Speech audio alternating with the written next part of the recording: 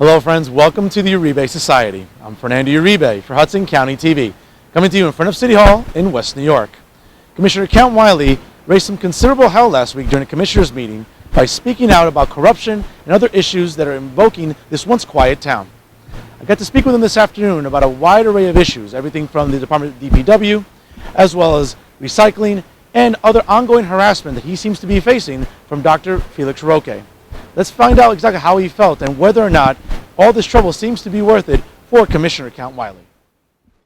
After last week's commissioners' meeting in West New York, which generated considerable controversy around the internet, Commissioner Count Wiley met with us this afternoon and he spoke candidly about the current political climate in West New York. Like I said, at this point, I pretty much exposed a lot of stuff. These have been things that I've been seeing happening for a long time, day after day, whether it was the decisions he's made, whether the people he had hired, in particular, whether it was the agencies, the engineers, like I said, the attorneys, like we're seeing now what they're all about. A man who comes out and yells in public and tells a commissioner to shut up, you can't get more disrespectful than that. If they tell a commissioner to shut up, what would you think they tell the people?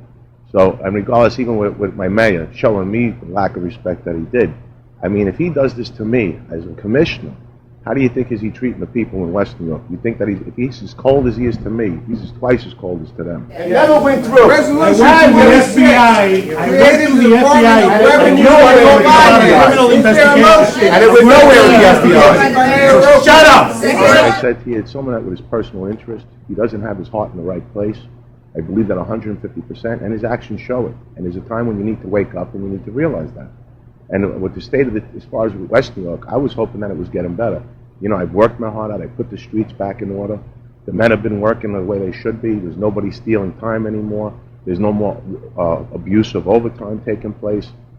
I've improved the department like I've explained to you before. We were on a track of saving a lot of money, $25,000 to $30,000 a month. And, it's just I never have the cooperation of this administration, whether it's the assistant town attorney or the town attorney, or anybody down there, because he has everybody by the neck at this point. He addressed the ongoing controversy concerning his reassignment from the Department of Public Works to the Department of Parks, and his overall souring on personnel changes within the town. Like I said, if you step out of line, he's going to take you out. He's going to move you, transfer you to another department. Well, I love the way they handle things, is that, like they did with Kathy, which was the secretary to O'Malley. What they do is, if they really don't dislike you and they want to get rid of you, they'll move you into the courtroom. And then from the courtroom, it's like pretty much hell. The death trap there is you're out the door. He expressed his disapproval concerning hiring practices within the Department of Public Works and a focus on eliminating the abuse of overtime by current employees, which was exposed to be corrupt. The town attorney was exposed to corruption in the town. And the gentleman chose not to do anything about it, nor did he conduct an investigation in this town. Like I said, I had to make the changes because the town needs to function properly, and men don't like change, especially when you're getting away with abusing overtime and you're getting 60 hours every 2 weeks and you're collecting 3 checks. I can't allow it. And there's only a certain few number of those men in there, about 4 or 5 of them that are bad eggs in that department. And they play the game, they hug you on the shoulder, they'll give you the kiss, whatever. In the meantime, they're sticking it in your back. So the reality is that I've been dealing with that for a year. And not only that, what bothers me more, there was no support for my mayor. Commissioner Wiley continues to express his dissatisfaction with Mayor Roque and insists he will continue to speak out regardless of any ramification geared towards him. Ramifications have come already. Not only with the switching of the departments, like moving a commissioner. Now, what's happening is we have I did a reorganization meeting with the assistant town attorney, Joe DeMarco, and also the town clerk. They said they wanted to come up and do it peacefully and cooperative, and I did that in every which way. I understand, like I told you before, I'm not here to cause chaos. Even though this has happened, I said in the meeting that I'm going to continue to do a great job no matter what department I'm in, and I believe in that 100%. I got a lot of work ahead of me again. And I know this Parks Department is in disarray. I know there's legal violations in the garage, and I need to expose that immediately so that it doesn't turn on me. But this is what they want to do. So anything that I've asked for to be cooperative, they want to harass me with. I asked Commissioner Wiley for answers concerning allegations why out-of-towners are working for the DPW and not West New York residents, and why he has permitted this during his administration. I don't have nothing to hide, like I said. It's like the president when he comes into office, okay? He has what's called his cabinet. The cabinet is his most confidential people. He needs the best people that he possibly can have in the department. Now, with the politics in West New York, especially amongst that job that I had to hire the best employee. A superintendent position is a very strong position. It's a very powerful position. It's a very responsible position. You're responsible for 50 men's safety, 50 men's, whether they come to work. You're responsible for them not stealing from the town. That has to be run properly. Like I said to you before, there was 1,600 hours in overtime. And what happened was I hired a man named Cesar Rico. Yes, he is not from the town. But the thing was, why I hired him was because he didn't have a relationship with the employees.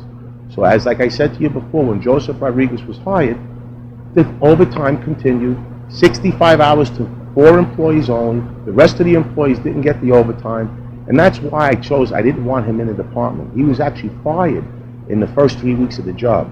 He disrespected me, he cursed me off in the garage, made a real comment that I have an attitude towards Spanish people. And I looked at him, I says, yeah? I says, I'm half Spanish, I'm half Puerto Rican. Why would you even make a comment? I don't know about this. I said, listen, you're fired from the job. There was other words said I can't pronounce on the camera, the 4-letter words, but this is what caused him to be fired. They begged him for me to come back to the job. And I said to Roque, I'm sitting down with him, I said, Roque, I can't have someone disrespect me. This man isn't in the interest of the town. He's just doing whatever he wants, and I can't allow it. He's not coming in the vision of the focus that I have. The orders come from the top down. He refused to listen, so what I did was I dismantled him. Pretty much I took more of his duties away, and the assistant superintendent, Cesar Rico, started to handle it. He was the man doing all the work. Eventually it got to the point, 5-6 months later, he's becoming frustrated. What happens is there's called the recycling coordinator job coming out.